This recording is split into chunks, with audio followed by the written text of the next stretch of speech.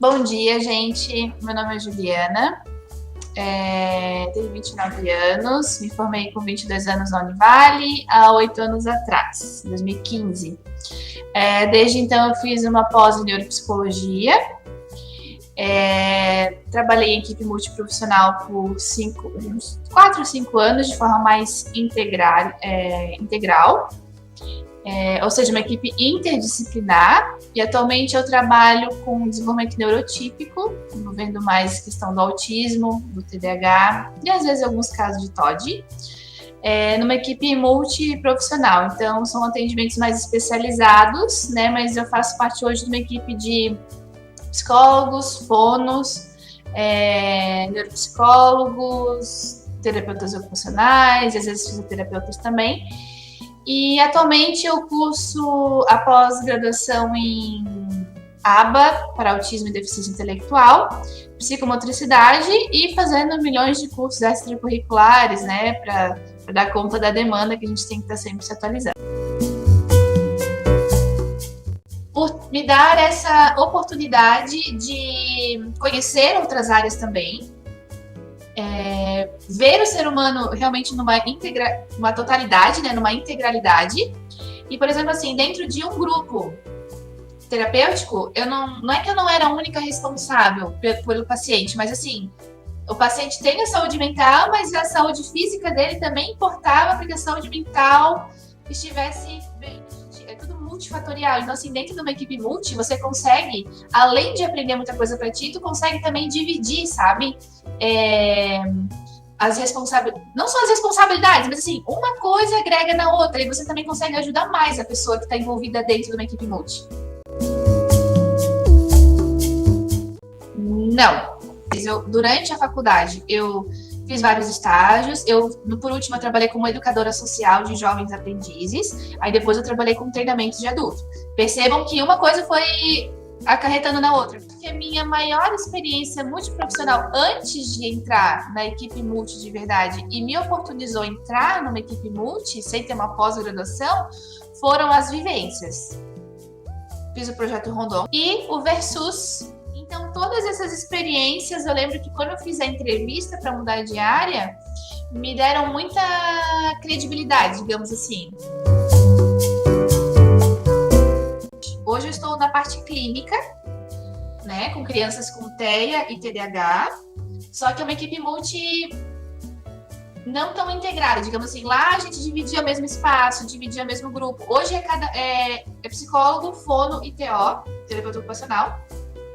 Cada um atende o paciente de maneira separado, né, mas cada uma dentro da sua especialidade. Então, nossas conversas geralmente são nos momentos de reunião de equipe.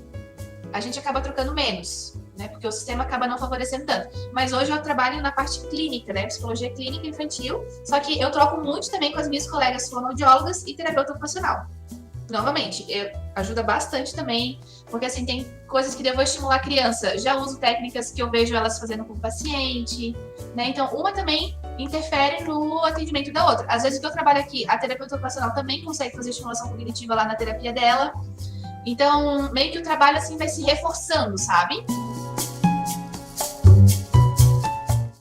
Completamente diferente. Antes de entrar na faculdade, eu trabalhava com logística e aí eu pensei, eu quero ter um trabalho que eu não vou me estressar. E isso é uma mentira, porque vocês vão se estressar bastante. E aí, por que eu vim pra cá? Por que vocês acham que eu vim pra cá? Eu vim pra cá depois da pandemia e depois de virar mãe. Então, eu comecei a trabalhar com crianças depois que eu virei mãe. Trabalhar com crianças é ainda mais estressante. Eu achava que não tanto. Eu fiz estágio com criança, gostei. Mas a criança, ela vem no combo que ela vem a família junto, sabe? Então, ao mesmo tempo que você tem que tratar a criança, você tem que fazer as orientações parentais e, ao mesmo tempo, você não pode tratar a família. Mas, geralmente, é muito essencial. E os problemas vêm muito em relação da família. Então, como eu falei pra vocês, eu achava que a psicologia seria mais uma coisa assim, mais reflexiva. E Só que na promoção de saúde, eu acho que é menos comprometedor, porque você dá ferramentas para a pessoa praticar, outros profissionais também ensinam essa pessoa, sensibilizam, mas na equipe multi-interventiva, aí a responsabilidade é mais contigo. Tipo, é tu e o paciente, ou tu e a família. Então você tem que ali, né, sensibilizar constantemente o paciente. Muito. Eu acho que a Univale ela foi muito boa nessa questão que eu falei pra vocês. Rondon versus SUS. Foi muito boa nisso. Eu acho que até demais e acabou pecando nessa questão da especialidade. Tipo, agora eu tive que fazer muitos cursos extracurriculares pra estar aqui. Trabalho com autismo, gente. Eu saí da faculdade sem saber quase nada de autismo. Isso em 2015. Então a Univale, ela pega muito essa questão da interdisciplinaridade, que é bom, é essencial para o mercado de trabalho, mas aí na parte clínica você não tem que andar bastante sozinhos. Ou foi a carreira que eu escolhi dentro da faculdade, né? Então também tem isso. Mas eu acho que a Univale tem mais essa pegada interdisciplinar.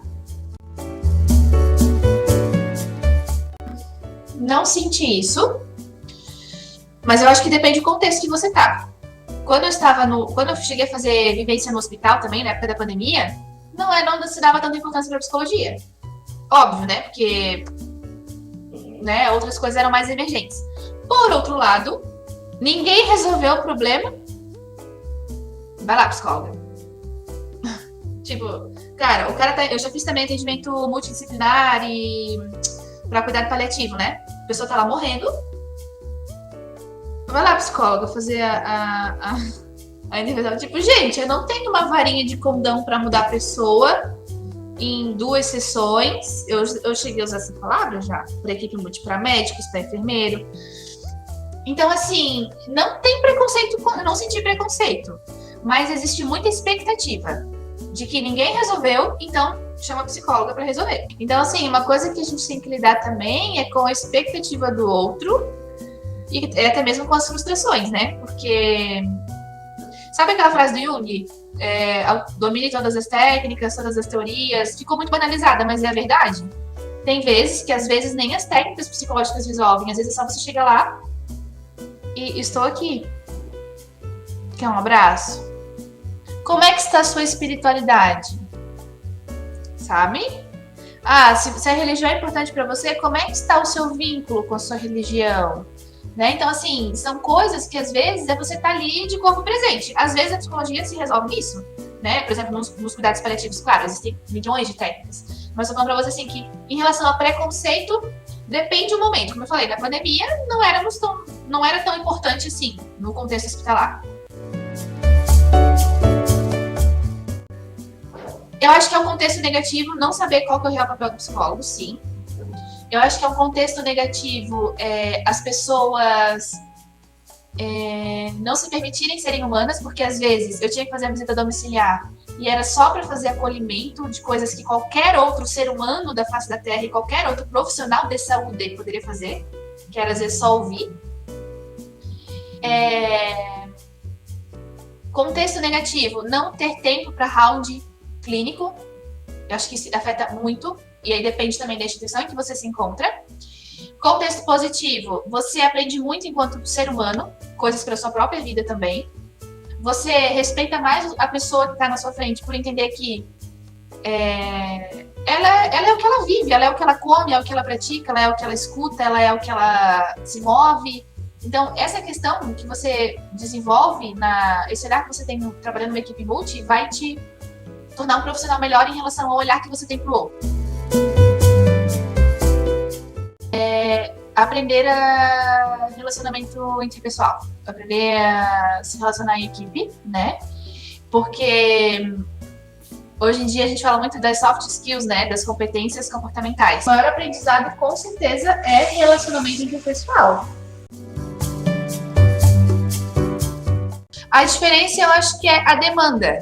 A demanda, por exemplo, aqui é mais nível terciário, digamos assim, é um nível mais específico.